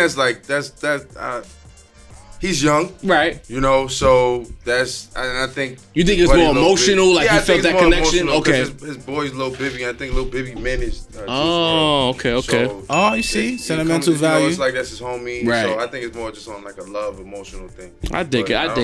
I think when he probably said that, he probably sat back and was like, nah. I was wild. Yeah. I think he just rolled a fat doinky and let his emotions. I just wanted to be clear. I'm gonna keep repeating myself because I want the listeners to be clear. We're not fronting on Juice WRLD. He had no. Respect to Juice WRLD. He had talent. Had a great song. He is just not that. If Drake passed and Herbo had said that, right, I could understand. It's at least relatable.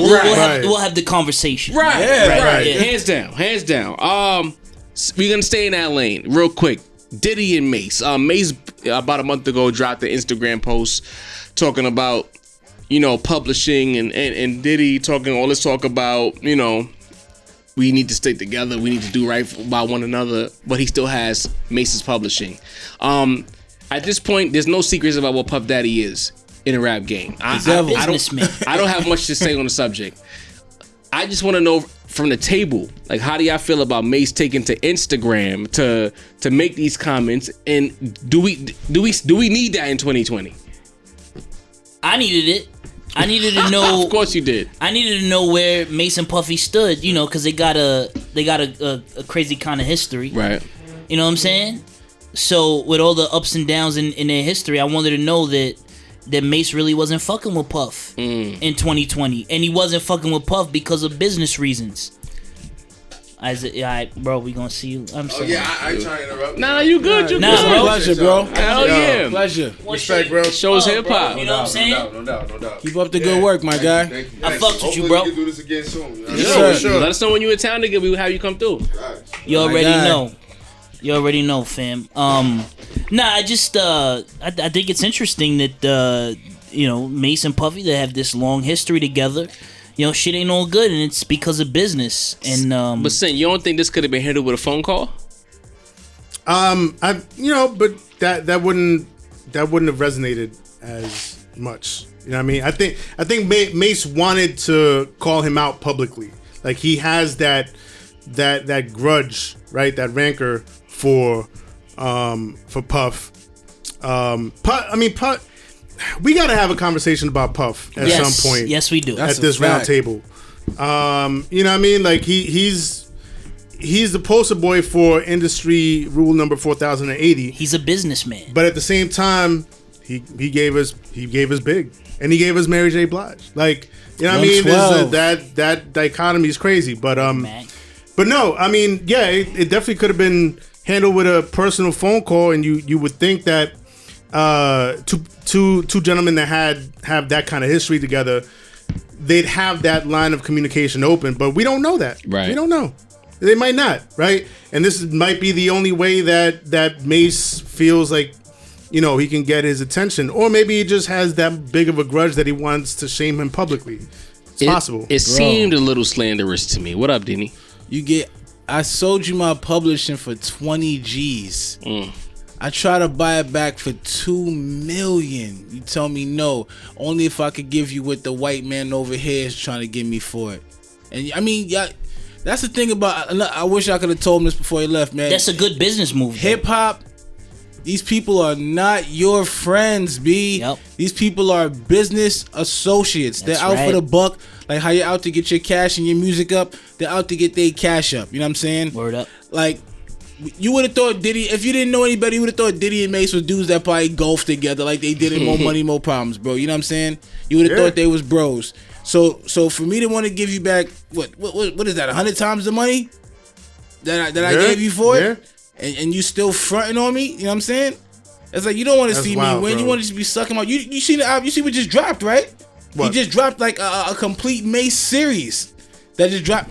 What? Bro, I'm gonna show y'all real quick. What the fuck are you talking about? So what you saying is he's still eating off? He's still making money off Mace. He just dropped the tape. It's basically like Mace's Puffy album. Just dropped the tape. Like a greatest hits. Like a compilation. That's crazy. I looked at it. It dropped January 20th. So he's bro. like, so that's why Mace wants the publishing. He's cooking. Wait. Was this before or after the Mace statements? January 20th is when the album dropped. It said, bro.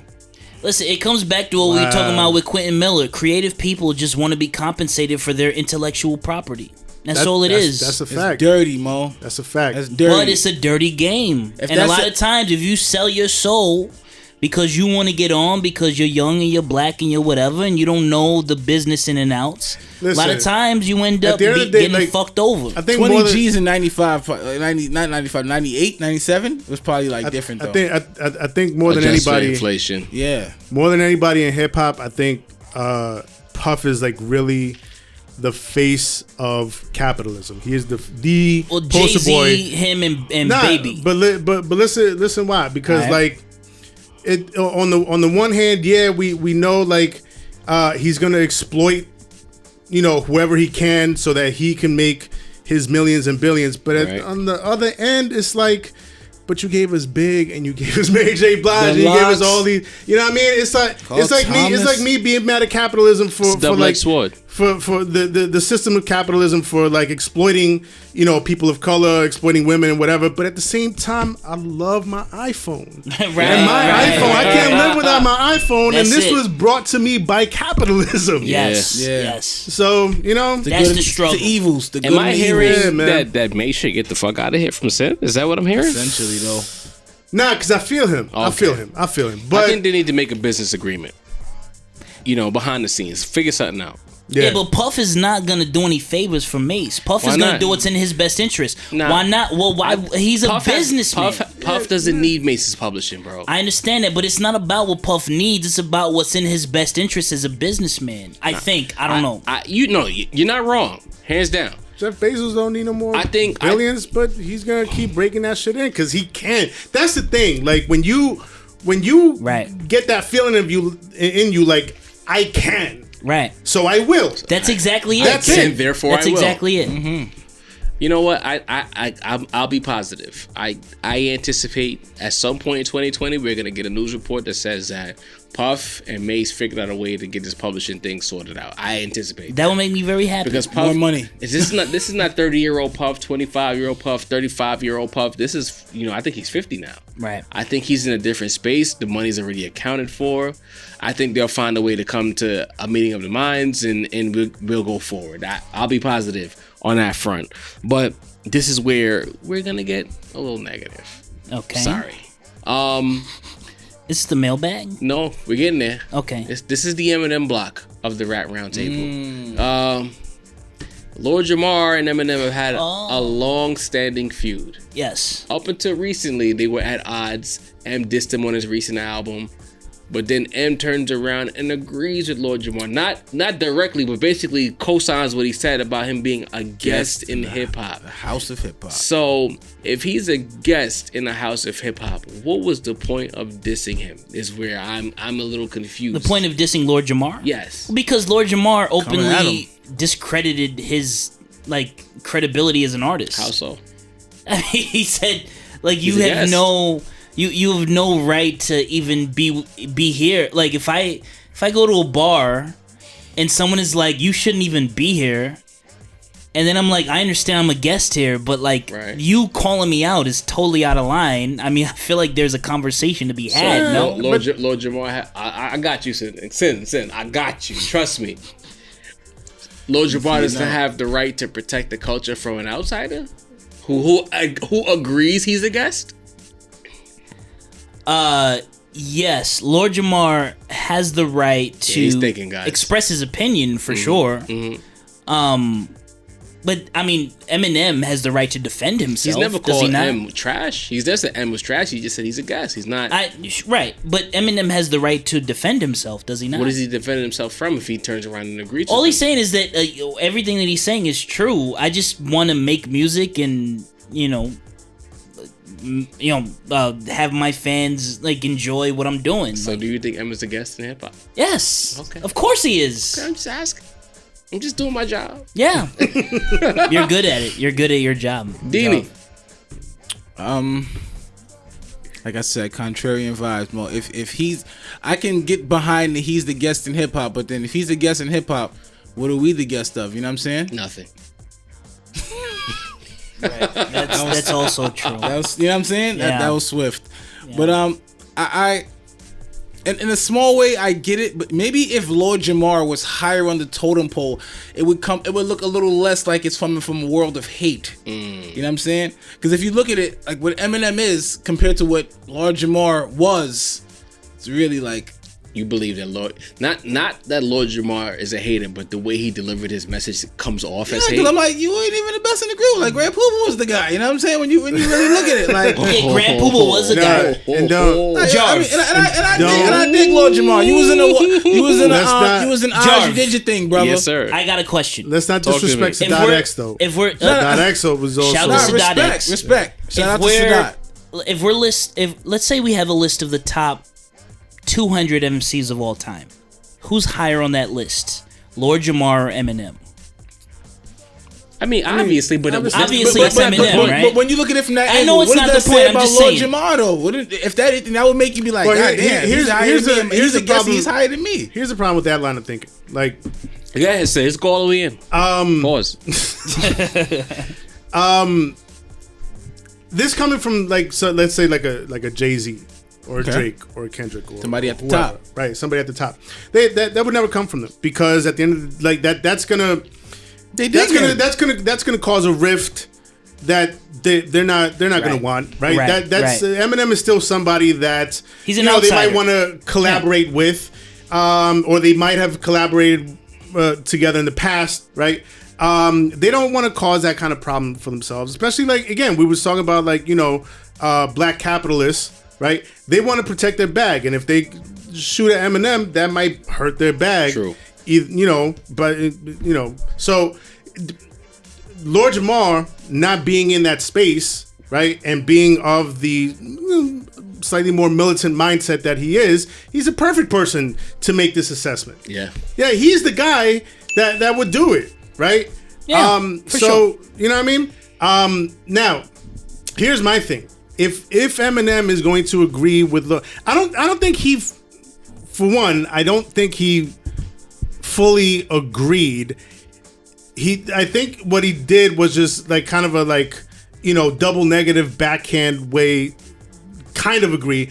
He said, I never said that I wasn't. He didn't say I'm aware I'm a guest in this, black and brown created culture. He said I never said that I wasn't. So it's like a double negative. He did say the words that I am a guest though. He did say those words. He did. He acknowledged it. Because from what I understood, what I heard or read was like, I never said that I wasn't. He said, right after he said that, he said, I am a guest. He actually uttered the words, I am a guest. I got to give him his respect for that. Cool. So, granted, right? So he did say that he's a guest. Mm-hmm. So then... Doesn't that make his anti-Jamar take even more pointless? Well, it makes it pointless, but also, can a guest of a culture be crowned the best of that culture? It's not impossible. I just don't think it is. It's not impossible. But Eminem is not the he's greatest not the GOAT. Well, and I'm a fan of him. He's not the GOAT. Let's be clear. He could be the best. But the argument isn't best. They're saying he's the greatest. At rhyming, if you're looking just taking rhyming words like wait, what? You're making a distinction between best and greatest. There's a difference, though. All right. But explain that difference. What they're saying is that he's the greatest because of his record sales. Right. his fan base, right? He's notoriety. He's the greatest to ever do it in rap, right? And I just find that to be false. He's not the greatest wordsmith. Like, it's crazy. He's great when it comes to just rhyming words, syllables, fast flow. Like I said on the last episode, you fucks. When it comes to making the words rhyme, when it comes to rapping, I can't argue against him being the best. But is he the greatest? No. Back to you, Sin. No, yeah. Like, what? So my thing, I feel like if you admit that you're a guest in something, that you can't wear the crown in that place. That's just how I feel. You think so? Yeah. If you're a guest, if you're not of the culture, you're just passing through, bro. You're not staying. Yeah.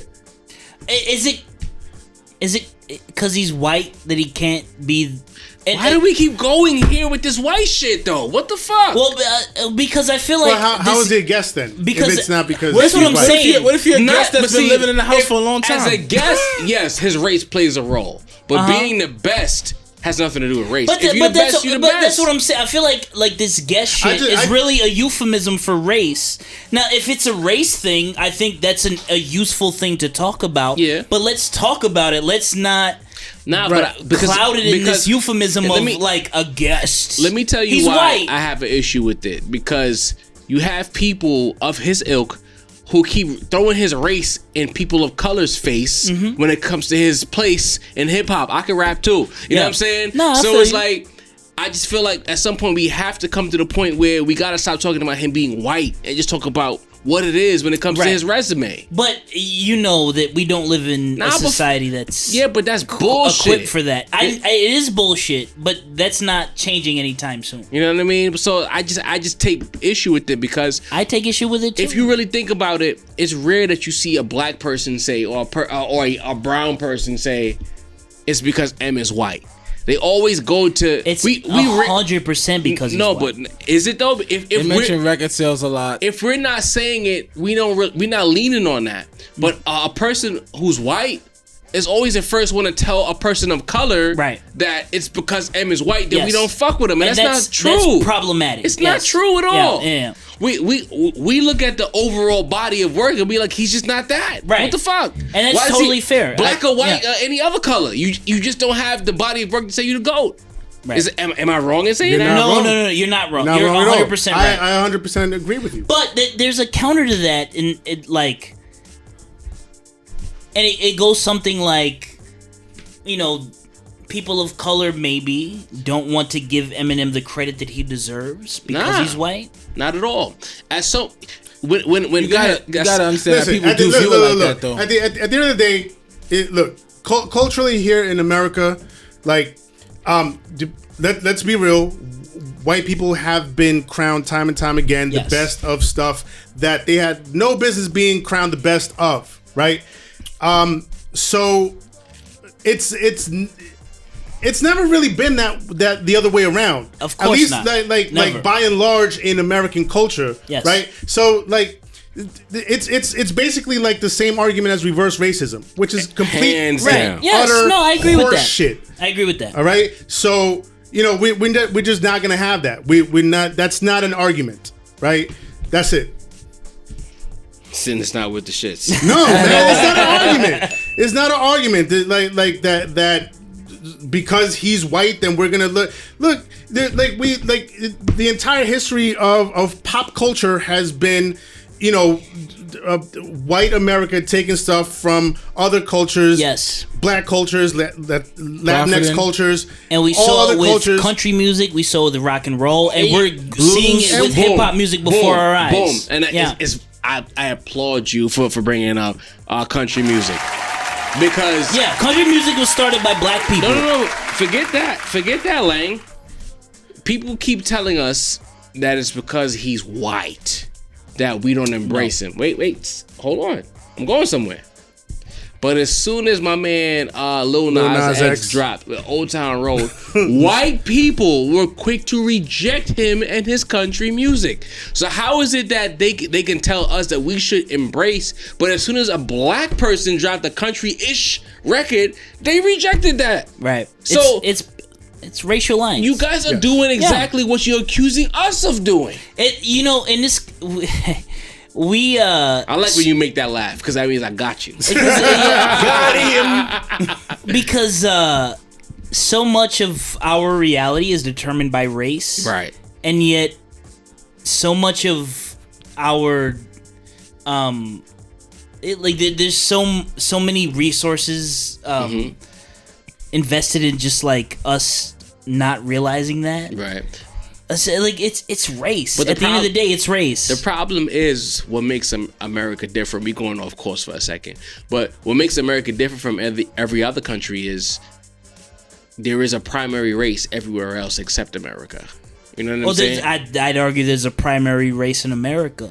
No, but what I mean is, it's the white person. Yes. But overall, you got to make room. Right. You go everywhere else, there's one. There's a homogeneous, like, we're from here. Yes, right? Yes. And there are less problems over there. Except for America. Right. Yep. So you're asking us to share. Right. And people inherently have a difficulty sharing.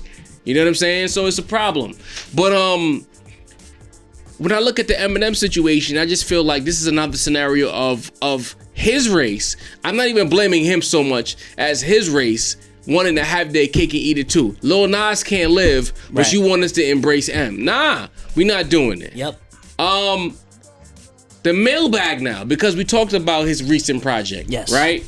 We had some people be real salacious in the comment section when it comes to Eminem and his project. We love it. Yeah, absolutely. I mean, it's cool, but it's like people are comfortable being very disrespectful. We have a person named Quincy Moore, one of us, a person of color, right? He says, these niggas are haters. M does way more than make words rhyme. And to say that he has to fit into a table as an elite makes no sense. The elite make their own lane. That's not true in hip hop. A group of clowns, Philip Dunway says this. A group of clowns that don't know anything about hip hop, that knows real bars and the double and triple meaning behind some of the songs are insane. M is GOAT. M is and will be one of the GOATs, period, right? And then we have another person as Sebastian Canning. These dudes just lost all credit and don't know anything. They just compared M to Drake. We didn't do that. And Drake is better. Wow, we didn't do that. These are black people? No. In the grand scheme of things, rap Drake is nowhere near any of these others. This is just a snippet of what the comment section was. And you know what? I'm going to take the lead and I'm going to say I am tired of these dorky rap fans telling us what you know about hip hop. Because it's like when I went on their profiles and I clicked on these pics, these people didn't live what we live. They wasn't outside, bro. Y'all wasn't outside. Y'all wasn't outside. Hold on, Denny. Y'all don't understand where the culture stems from. So how the hell can you tell us what we know about hip hop? Let's go. When obviously you don't know. Right. That dude you posted with the bandana, bro. What is going on in these streets? You know what I think? I think those are Russian bots. No, they're real people. They're real people. They're real people who think they know. They're telling us we know the culture. We don't know the culture, but they do. Hey, suck my dick. Because they listen to an Eminem. I'm sorry. They told me not to use the D word. But then you scroll on their profile. They're not in the hood. They're not outside. These people are in middle America, minding their business. Go ahead, Sin. We out here on demon time. Yeah, so, I think we got to wrap it up here. We got to fast forward a little bit.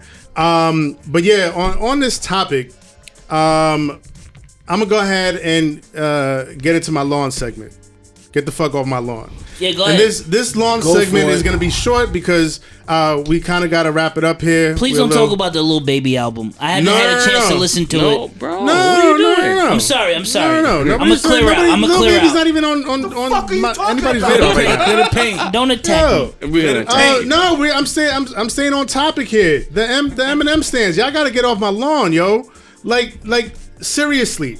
I understand that this is your rap god. Right. It's your rap god for several reasons. He's one of us. Right. He like you relate to his subject matter, or the double and triple entendres, like he's the first one that's ever done it. The amount of syllables that he rhymes per second or per minute. Like, listen, Twista's done that before. Busta Rhymes has done that before. He's not the first one to do that either, right? Now, y'all claim he's the best, right?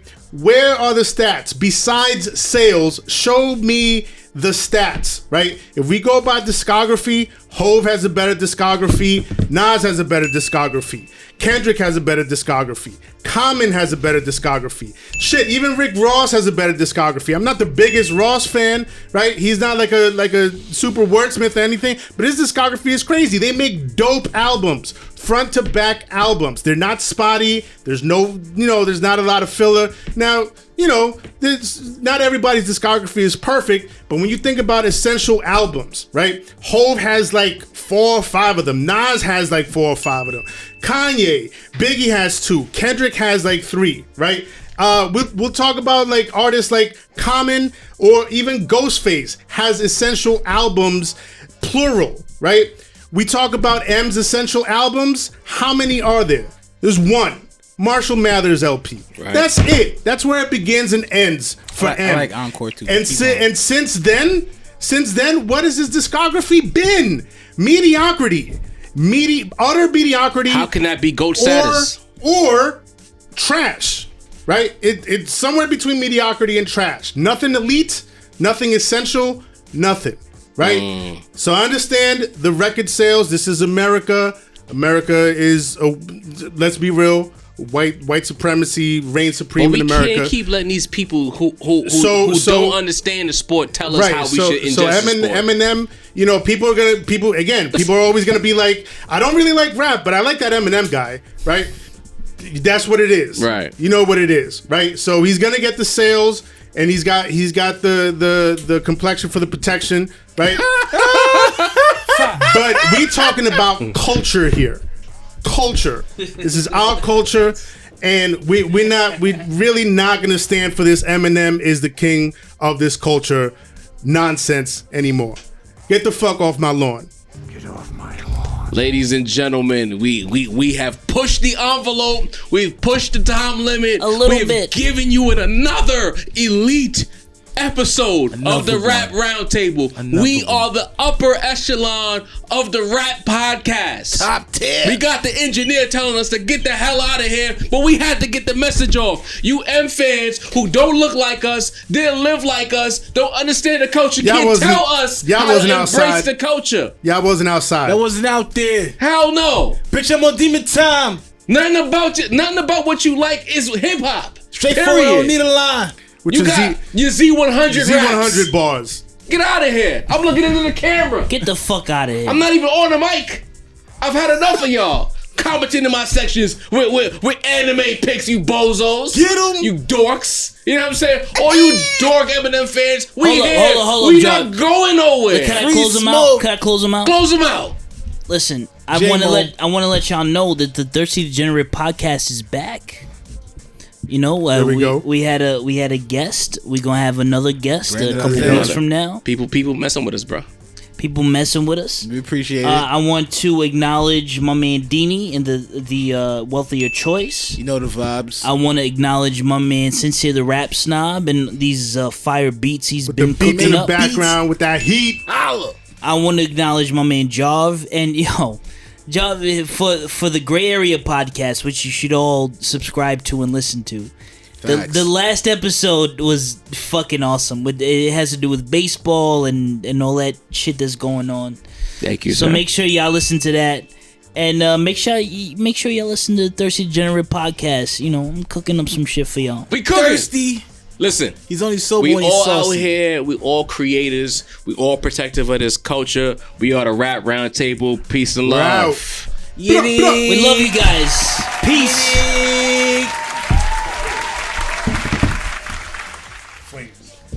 Got pre telling us to get the fuck out of here.